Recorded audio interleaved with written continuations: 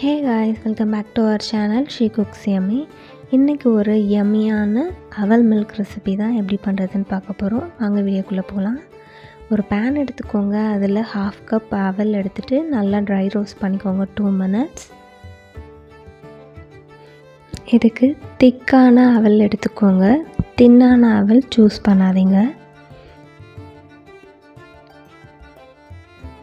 இப்போ இது நல்லா ரோஸ்ட் ஆகிடுச்சு. இதை நாம் தனியாக இன்னொரு பவுலுக்கு ட்ரான்ஸ்ஃபர் பண்ணிடலாம். இதுக்கு தேவையான இன்க்ரீடியன்ட்ஸ் பார்த்துடலாம். ரோஸ்டட் பீனட், மேஷ் பண்ண banana, try grapes and nuts. இது வந்து உங்கள் சாய்ஸ்க்கு ஏற்ற மாதிரி. ரோஸ்ட் பண்ண அவல்,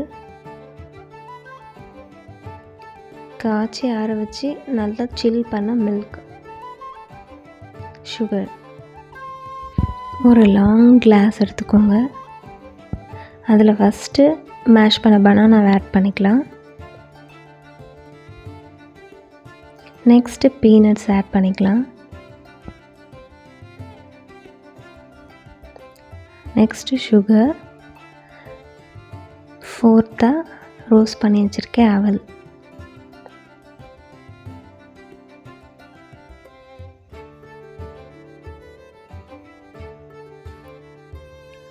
அப்புறம் காய்ச்சி சில் பண்ண பால் ஆட் பண்ணிக்கோங்க.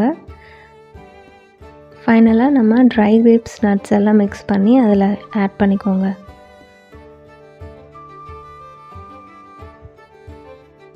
இப்போ மறுபடியும் இந்த சேம் ப்ராசஸை ரிப்பீட் பண்ணிக்கலாம்.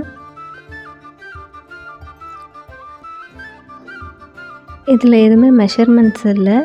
உங்களுக்கு எவ்வளோ விருப்பமோ அவ்வளோ நீங்கள் ஆட் பண்ணிக்கலாம்.